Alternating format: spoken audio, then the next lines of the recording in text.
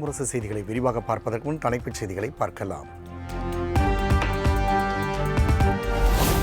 மாணிக்கம் தாகூர், சு வெங்கடேசன் உட்பட எதிர்க்கட்சி எம்பிக்கள் 8 பேர் நாடாளுமன்ற கூட்டத்தொடர் முழுவதும் சஸ்பெண்ட். சபாநாயகரை நோக்கி பேப்பர்களை தூக்கி வீசி அமளியில் ஈடுபட்டதால் நடவடிக்கை.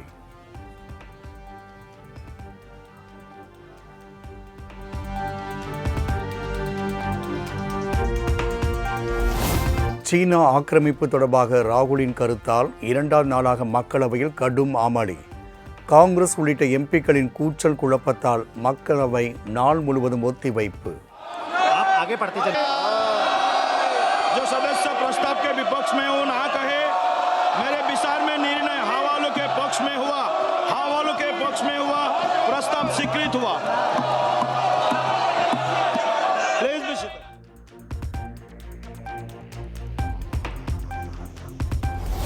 நாடாளுமன்ற வளாகத்தில் ராகுல் தலைமையில் காங்கிரஸ் எம்பிக்கள் போராட்டம். காங்கிரஸ் எம்பிக்கள் மீதான சஸ்பெண்ட் நடவடிக்கையை திரும்பப் பெற வலியுறுத்தி முழக்கம்.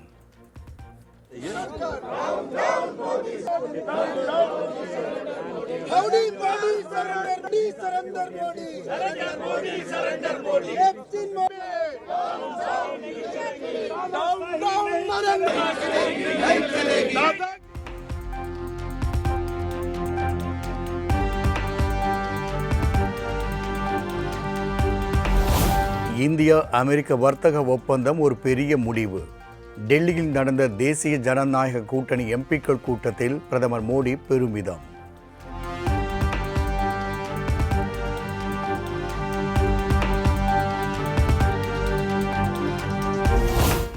கடந்த 4 மாதங்களாக முடங்கி கிடந்த அமெரிக்க வர்த்தக ஒப்பந்தம் திடீரென கையெழுத்திடப்பட்டது எப்படி என ராகுல் கேள்வி.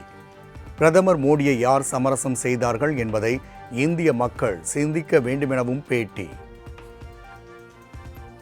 कि हमारे प्रधानमंत्री को कॉम्प्रोमाइज कर दिया गया है. किसने किया है, कैसे किया है, यह हिंदुस्तान की जनता को सोचना है.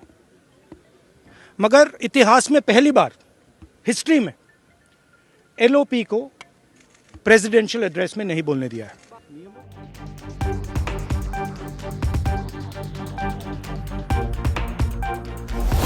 2 மாதத்தில் தேர்தல் நடக்க இருக்கும் எதிர்க்கட்சிகள் ஆளும் மாநிலங்களில் மட்டும் எஸ்ஐஆர் பணிகள் நடத்துவது ஏன்? மத்திய அரசு மற்றும் தேர்தல் ஆணையத்திற்கு மேற்கு வங்க முதலமைச்சர் மம்தா பானர்ஜி கேள்வி.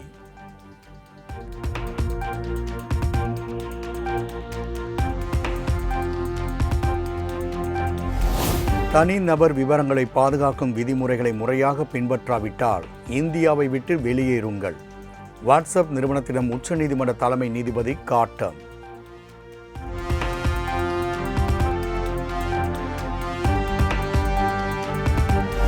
புதுச்சேரி சட்டமன்ற கூட்டம் பிப்ரவரி 12ஆம் தேதி தொடங்கும் என சபாநாயகர் செல்வம் அறிவிப்பு. இடைக்கால பட்ஜெட் தாக்கல் செய்யப்பட உள்ளதாகவும் புதுச்சேரிக்கு புதிய சட்டமன்றம் கட்ட மத்திய அரசு அனுமதி கொடுத்துள்ளதாகவும் தகவல்.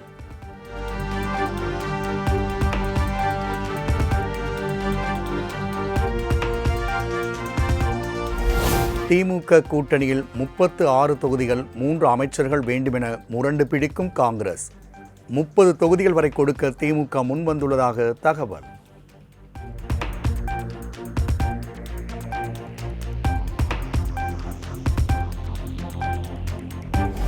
சட்டமன்ற தேர்தலுக்கான தொகுதி பங்கீடு குழு விரைவில் அமைக்கப்படும் என முதலமைச்சர் மு.க.ஸ்டாலின் திட்டவட்டம். விரைவில் கூட்டணி பேச்சுவார்த்தை எனவும் கொளத்தூரில் செய்தியாளர்கள் கேட்ட கேள்விக்கு பதில்.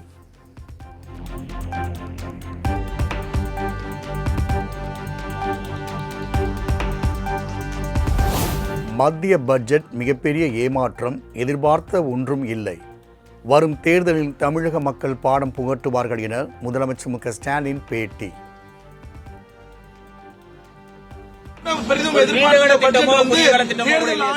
இதுக்கு மக்கள் வரக்கூடிய சட்டமன்ற தேர்தலில் இதுக்கு பாடம் கற்பிப்பாங்க.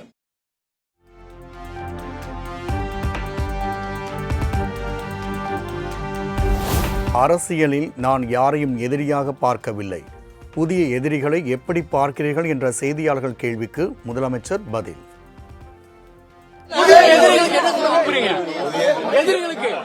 நான் யார் எதிரிகளை பார்க்கறது?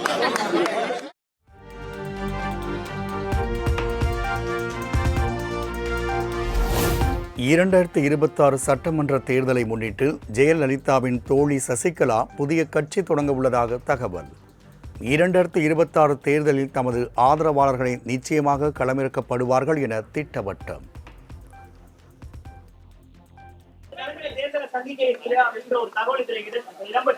ஆமா, உண்மைதான். அது மக்கள் கருத்துக்கே நான் விட்டுறேன்.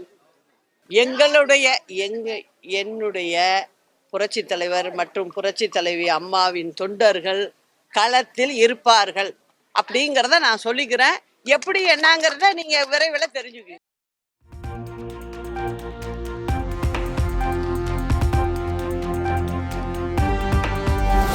காங்கிரசுடன் கூட்டணியை உறுதி செய்யாமல் எப்படி திமுக பலமான கூட்டணியாகும் என அமமுக பொதுச் செயலாளர் டிடிவி தினகரன் கேள்வி.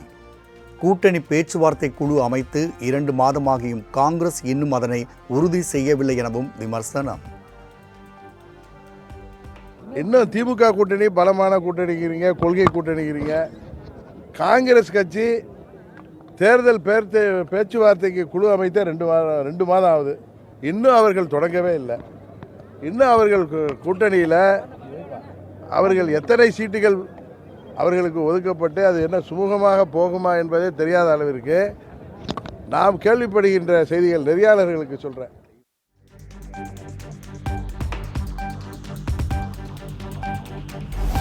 சட்டமன்ற தேர்தலில் போட்டியிட விரும்புவோருக்கு பிப்ரவரி 6ஆம் தேதி முதல் தமிழக வெற்றிக் கழகம் சார்பில் விருப்ப மனு. தமிழகத்தில் உள்ள 234 தொகுதிகளுக்கும் விருப்ப மனு பெறப்படுவதாக அக்கட்சியின் பொதுச் செயலாளர் ஆனந்த் அறிவிப்பு.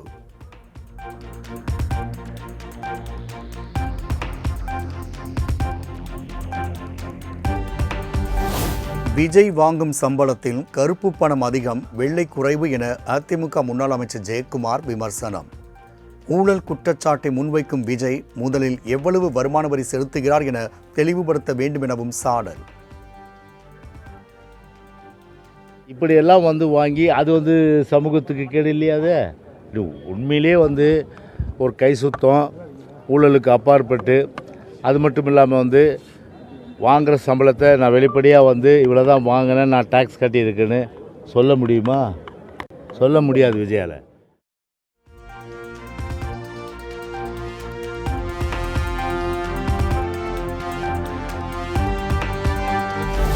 கரூர் சம்பவம் பற்றி சிறிதும் கவலைப்படாமல் கட்சி விழாவில் ஆடும் விஜய் ஈவு இரக்கமற்றவர் என அதிமுக முன்னாள் அமைச்சர் ஜெயக்குமார் கடும் சாடல். விஜய் நடனமாடுவதைக் கண்டு பாதிக்கப்பட்டோர் குடும்பம் எவ்வளவு பரிதவித்திருக்கும் எனவும் வேதனை. அதில் டான்ஸ் ஆடுறாருன்னா அந்த 41 குடும்பங்கள் எந்த அளவுக்கு மன கஷ்டப்பட தயவுசெய்து நீங்கள் நினச்சி பாருங்கள். கொஞ்சம் கூட ஈவு இரக்கம் இல்லாத ஒரு தாபேக்காவுடைய தலைவராக இருப்பதே உண்மையிலே ஒரு அருகதையில் தான் நான் சொல்கிறேன்.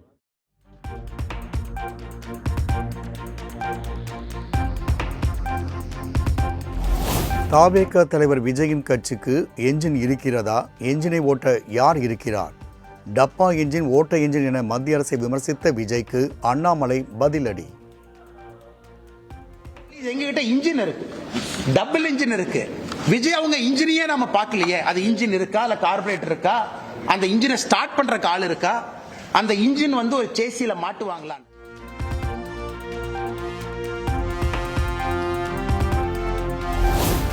விஜய் எங்களுக்கு எதிரி அல்ல, எப்போதும் எங்களுடைய ஒரே எதிரி திமுக தான் என அமமுக பொதுச் செயலாளர் டிடிவி தினகரன் பேட்டி. அதிமுக தலைவர்களை ரோல் மாடல் என கூறிக்கொண்டு அதனை ஊழல் கட்சி என விஜய் எப்படி கூற முடியும் எனவும் கேள்வி. எதுக்கு இவ்வளோ லெங்க்தியாக சொல்கிறேன்னா, திரு விஜய் அவர்கள் திமுக ஆட்சியை வீழ்த்தணும்னா அந்த வேலையை பார்க்கட்டும். புரட்சி தலைவர் படத்தை போட்டுக்கிறாரு, எனக்கு ரோல் மாடல்கள் புரட்சி தலைவர் அம்மா அப்படின்னு சொல்லிட்டு, அம்மாவின் ஆட்சியில் அதிமுக ஆட்சி ஊழல் ஆட்சிங்கிறார்.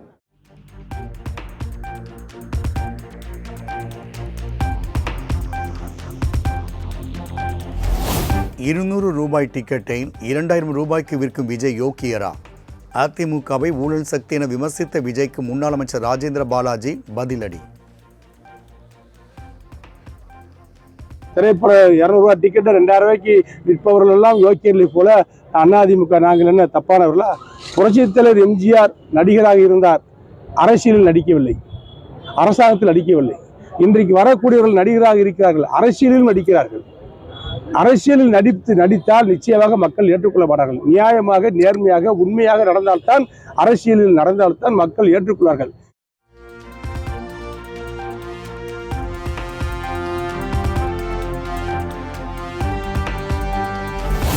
தாவேகாவின் 3ஆம் ஆண்டு தொடக்க விழாவில் மருதமலை மாமணிய முருகையா பாடலை மாற்றி அக்கட்சியின் தலைவர் விஜய் புகழ்வது போல் பாடியதற்கு எதிர்ப்பு. மத உணர்வை புண்படுத்தியதற்காக விஜய், பாடகர் வேல்முருகன் உள்ளிட்டோர் மீது வழக்கறிஞர் குற்றாலநாதன் நெல்லை போலீசில் புகார்.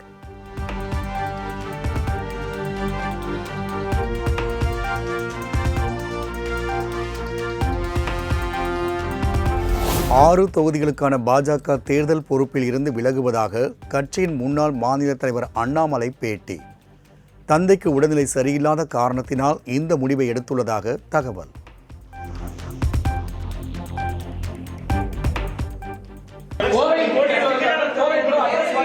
சிங்காநல்லூர் தொகுதிக்கு வேறு ஒரு பொறுப்பாளரை இந்த கட்சியிலிருந்து நியமனம் பண்ணுவாங்கன்னா வேற ஒரு தலைவர் வருவாங்க, பண்ணுவாங்க.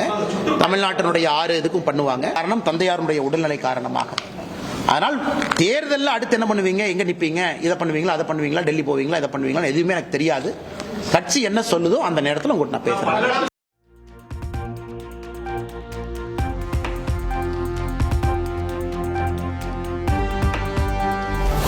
அண்ணாமலையை சொந்த கட்சியை மறந்துவிட்ட நிலையில் அவர் கூறுவதை இனி மக்கள் மத்தியில் ஈடுபடாது.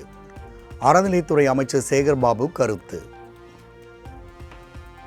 இன்னைக்கு கூட ஒரு 6 சட்டமன்ற தொகுதிக்கு அவர் பொறுப்பாளரை போட்டால் வேணான்றாரு. அந்த கட்சி வேணும்னு சொல்கிறாரா, அந்த கட்சி வேணான்னு சொல்கிறாரான்னு தெரியல. அவர் அந்த கட்சியே மறந்துச்சு. அப்புறம் மக்கள் மத்தியில் அவர் சொல்கிற கருத்துக்கள் எங்கிருந்து ஈடுபடும்?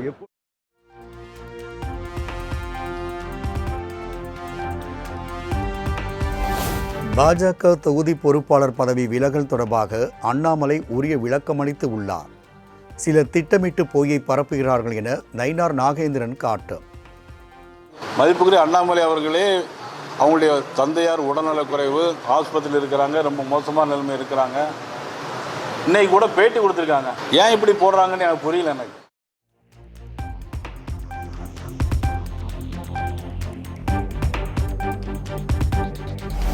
விழுப்புரம் மாவட்டம் திண்டிவனம் புதிய பேருந்து நிலையத்திற்கு முன்னாள் பிரதமர் இந்திரா காந்தி பெயரை சூட்டிய முதலமைச்சர். காங்கிரஸ் கட்சியின் கோரிக்கையை பரிசீலித்து பெயர் மாற்றம் செய்த முதலமைச்சருக்கு நன்றி என செல்வ பெருந்தகை எக்ஸ் பதிவு.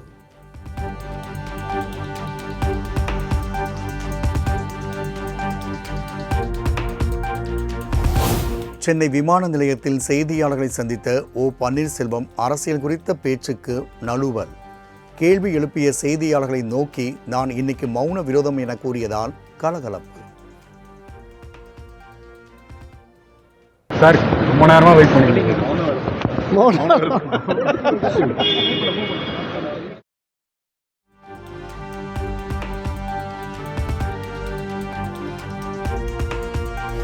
கிழக்கு கடற்கரை சாலையை 6 வழி மேல்மட்ட சாலை அமைக்கும் விவகாரம். சாலை பணிக்கு தேர்வு செய்யப்படும் நிறுவனத்திற்கு ஒப்பந்த பணிகளை வழங்கக்கூடாது என தமிழ்நாடு அரசுக்கு சென்னை உயர்நீதிமன்றம் உத்தரவு.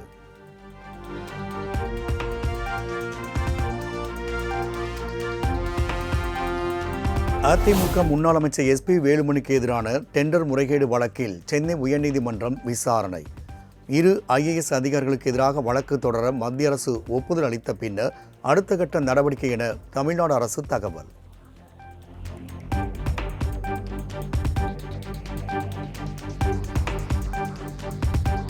திருமங்கலம் தொகுதியில் பெண்கள் காலில் விழுந்து அதிமுக நிர்வாகிகள் நூதன பிரச்சாரம். இரட்டை இலைக்கு வாக்களிக்குமாறு துண்டு பிரசுரங்கள் வழங்கி ஆதரவு திரட்டினர். எடப்பாடியாரு முதலமைச்சரான முதல் கையெழுத்து அதுதான். நீங்க இரட்டை ஓட்டு போடுங்க, பாட்டி இரட்டை ஓட்டு போடுங்க. தங்கம் திட்டம் செயல்படுத்தப்படும். உதயகுமாருக்கு இரட்டை ஓட்டு போடுங்க, இரட்டை ஓட்டு போடுங்க, உதயகுமாருக்கு ஓட்டு போடுங்க.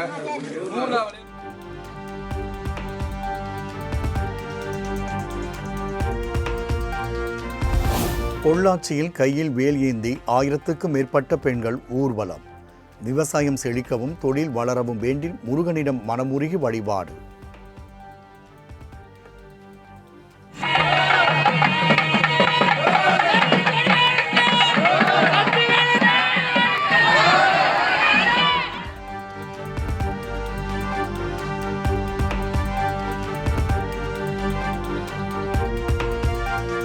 ஐந்து அம்ச கோரிக்கைகளை வலியுறுத்தி சென்னை பாரிமுனையில் சத்துணவு மற்றும் அங்கன்வாடி பணியாளர்கள் போராட்டம். அனுமதியின்றி போராட்டம் நடத்துவதாக போலீசார் கைது நடவடிக்கையில் ஈடுபட முயன்றபோது தள்ளுமுள்ளு வாக்குவாதம்.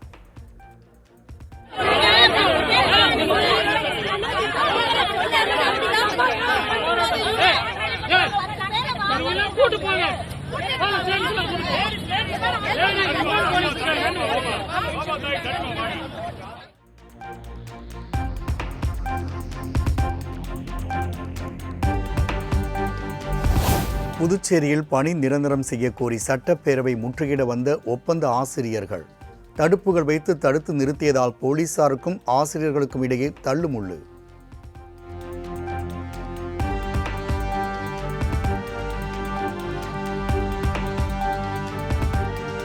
சிவகங்கையில் அரசு அங்கன்வாடியில் 3 ஆண்டுகளாக கட்டணம் செலுத்தாததால் மின் இணைப்பு துண்டிப்பு. ஊராட்சி ஒன்றிய அலுவலர்களின் அலட்சியத்தால் குழந்தைகள் தவிப்பு.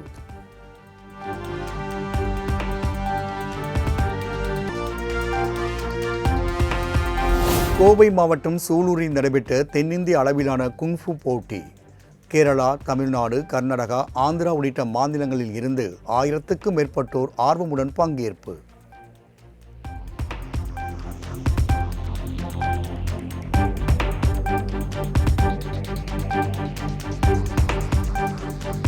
தருமபுரி குமாரசாமிப்பேட்டை சிவசுப்பிரமணிய சுவாமி கோவிலில் தைப்பூச திருவிழா தேரோட்டம் கோலாகலம். பெண்கள் மட்டுமே வடம்பிடித்து இழுத்து ஏராளமானோர் வழிபாடு.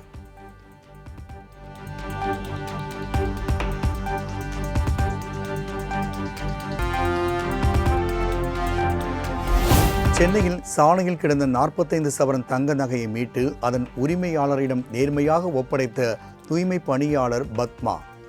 நேரில் அழைத்து பாராட்டி தங்கச் சங்கிலியை பரிசாக அளித்து கௌரவித்த சூப்பர் ஸ்டார் ரஜினிகாந்த்.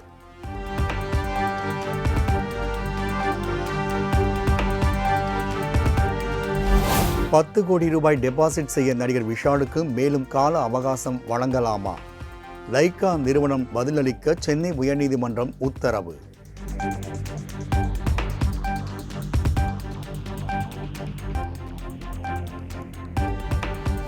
T20 உலகக்கோப்பை கிரிக்கெட் தொடரிலிருந்து பாகிஸ்தானை தடை செய்ய ICC ஆலோசனை என தகவல்.